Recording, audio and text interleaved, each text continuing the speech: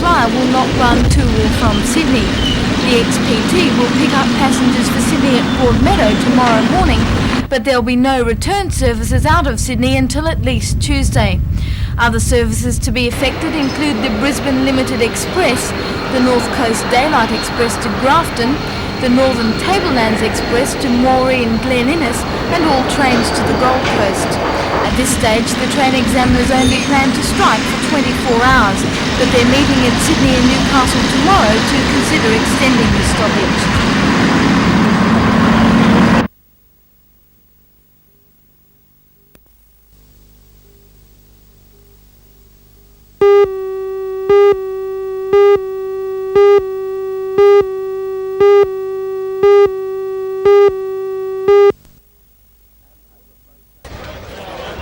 An overflow crowd of about 500 Australian Railways Union members met for more than an hour at the District Park Tennis Club this afternoon. They voted to follow their Sydney colleagues in whatever decision was made. And that means that there'll be no trains before next week at the earliest, with no further meeting of railwomen scheduled until Monday. We support our counterparts in Sydney and remain on strike. There will be no meeting until there is some movement in the pipeline up here till we see possibly after what happens in the coming days. Yeah, well, there's to be a meeting in Sydney on Monday, so there won't be one in Newcastle before then at least. I would not think so. So no trains at least till next week. Well, that's the way it looks, yes. In the meanwhile, people stranded because of the rail strike may be able to get a bus to Sydney or Melbourne. Two Newcastle travel operators, Jays and Fogs, have received temporary licences from the Department of Motor Transport. These allow Fogs to run a bus each afternoon to Sydney and one on Saturday to Melbourne. Jays will have 3 services a day to and from Sydney. It's taken a little bit of setting up, but from tomorrow afternoon there will be services 3 times a day to enable people to get from here to Sydney, or alternatively people that are stranded in Sydney to get back to Newcastle. This is just an emergency thing for the duration of the rail strike? Well, it will be, that's right. It's done with a special permission, and obviously when the strike is over this won't be available anymore.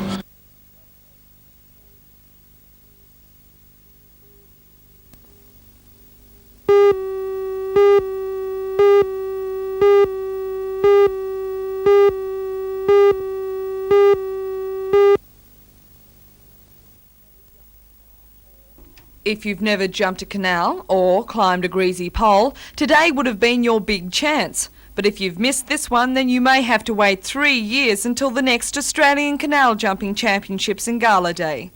YE has become the mecca for canal jumpers in the Southern Hemisphere.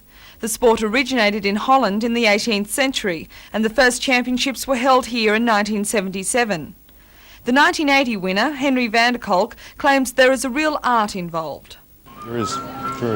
And what are some of the requirements? I think a lot of practice, getting to know how to lean the pole. You don't want to go over too fast and you don't want to go over too slow. It just sort of gives you enough time to climb up the pole. But canal jumping Australian style wasn't the only spectacular sport at YE today. A BMX course was also in use with more than 100 riders going through their paces. A few brave lads decided to try their hands, legs and bodies on the greasy pole, but not even the most agile pole climber could make it to the prize money at the top. Meanwhile, back at the canal, everything was going swimmingly.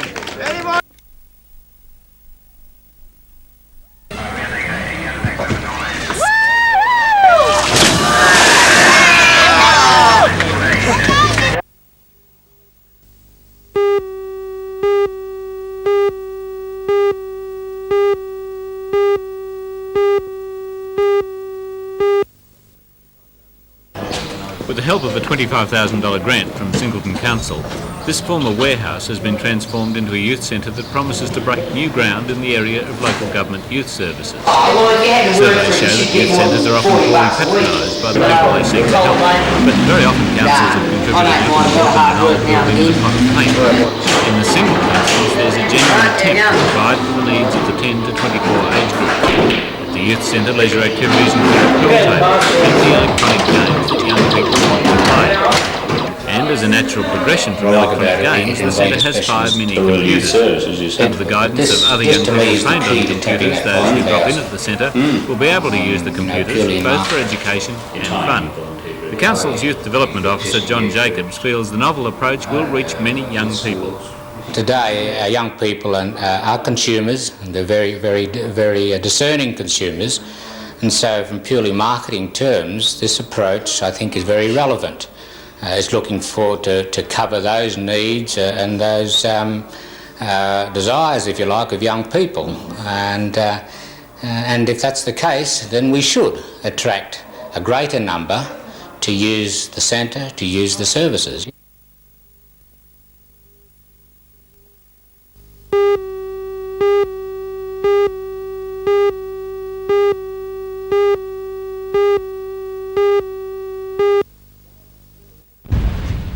David Hill, under close questioning from members of the Disputes Committee, extremely unlikely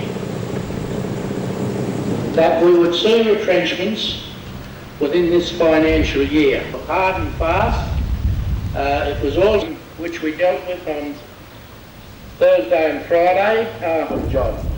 Would the SRA be prepared, and the unions, was the possibility of people in country areas, or for that matter in the injury, the industry. David Hill, under close questioning from members of the Disputes Committee, had before we went in, but on Sunday,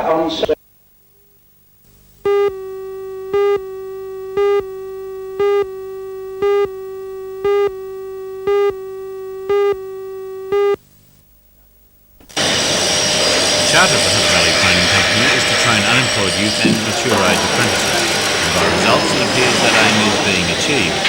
So far, a total of 152 apprentices have been placed with contractors, and even before today, at least 12 of those taking part in this workshop will have jobs in the next 2 weeks. The training company is 50% owned by the Electricity Commission, with the remaining shareholding held by major contractors. The company indentures the apprentices and then virtually hires them out to other employers. This training workshop filled a gap in the tech training year and introduced apprentices to the less than ideal conditions they'll most likely experience on the job. The idea seems to be working. When we examined the welding section, I found it quite high, surprisingly high for such a short period of training, and it looks fairly promising, I would say. The dockyard training scheme began in December and is scheduled to end in February. But the Hunter Valley Training Company chairman, Milton Morris, desperately wants it to continue. I believe that this is the answer to our company's program, because many of the apprentices who came here were not indentured, and we could have stood them down. But we decided to do something constructive, get the workshop going, and when the tech concluded in the middle of November, to bring them over here on a remunerative job. And I believe if we can keep this going, we'll never have to stand an apprentice aside for a week or two whilst we're looking for work for them.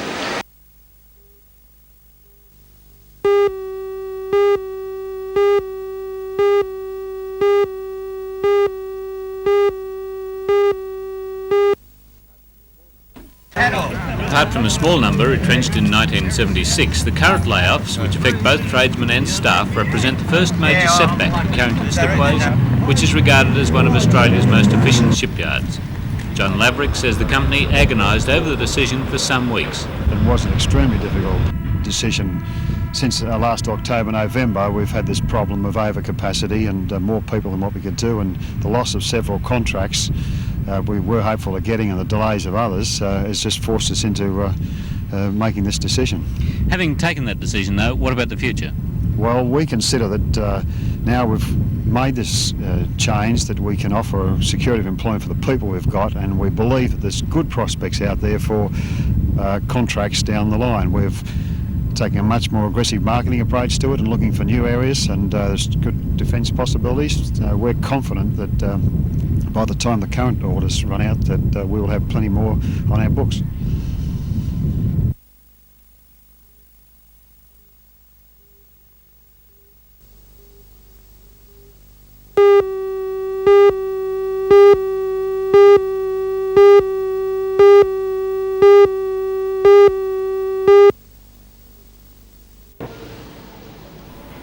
You have to be fairly confident at the moment to expand, but this former service station site in Hunter Street, once an inner city eyesore, is now the focal point of a new business initiative.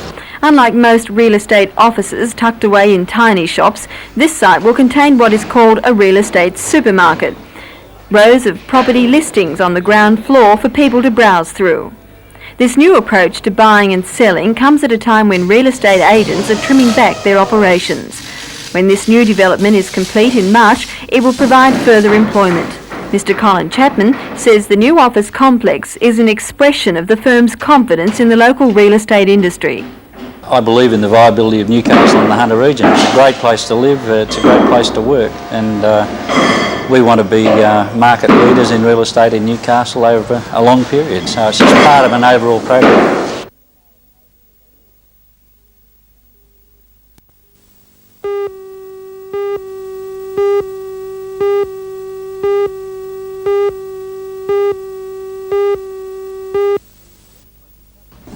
The policemen who carry out breath testing in Newcastle were briefed on the use of the new devices this afternoon.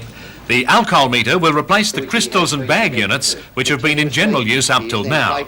The alcohol meter is an electronic device developed in England and imported from there at a cost of more than $400 each.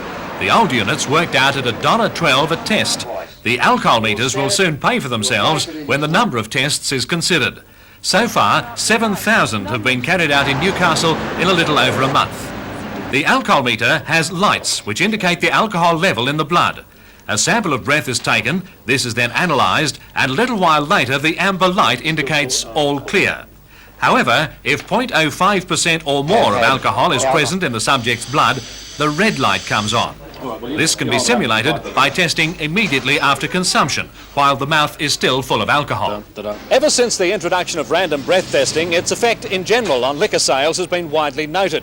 And while the government says it's happy with random breath testing as it now stands, various facets of the liquor and catering trades have been pecking away for change. The latest to do so is the Restaurant and Catering Organisation of New South Wales, which has called for an increase in the blood alcohol level from 0.05% to 0.08%. The organisation says that 0.05 is punitive rather than reasonable, and that a blood alcohol level of 0.08% represents responsible drinking at the end of a night out at a restaurant. The organisation has also asked for a halving of its licence fees as compensation for the business lost through random breath testing.